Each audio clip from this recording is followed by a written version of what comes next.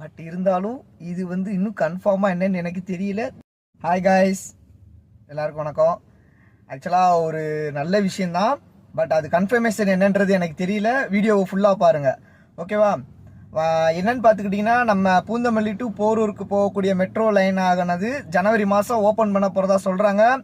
அப்படி ஓப்பன் பண்ணிட்டாங்கன்னா ஒரு மிகப்பெரிய ட்ரபுள் இருந்து நம்ம தப்பிச்சிட்டோம். அந்த பூந்தமல்லியிலேருந்து இந்த போரூர் வர வரைக்கும் ராமச்சந்திரா இருக்குது, ஐயப்பன்தாங்கல் டிப்போ இருக்குது, நிறையா விஷயங்கள் இருக்குது. அந்த டிராஃபிக் கொஞ்சம் அதிகமாக இருக்கக்கூடிய ஏரியா. இப்போ அந்த டிராஃபிக் கொஞ்சமாக நம்ம குறையும். அதே சமயத்தில் நிறைய பேருக்கு யூஸ் பண்ணுற வகையில் அந்த மெட்ரோ லைனும் அமைய போகுது. ஆனால் கன்ஃபார்மாக என்னன்றது தெரியல. மேபி ஜனவரியில் ஓப்பன் பண்ணிட்டாங்கன்னா ரொம்ப சந்தோஷம்தான்.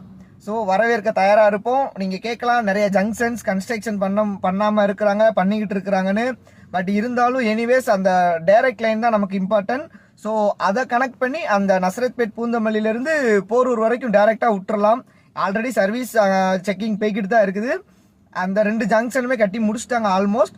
ஸோ எதுக்கும் நம்ம காத்துக்கிட்டு இருப்போம். அடுத்த வருஷம் ஆரம்பமே நல்லபடியாக ஆரம்பிப்பாங்க அப்படின்ற ஒரு நம்பிக்கையில் காத்துக்கிட்டு இருப்போம். பட் இருந்தாலும் இது இன்னும் கன்ஃபார்மாக என்னன்னு எனக்கு தெரியல. தயவு செய்து வந்தால் சந்தோஷம்தான், நம்புவோம். கன்ஃபார்மாக வந்துருன்னு நம்புவோம், ஓகேவா? பாய்.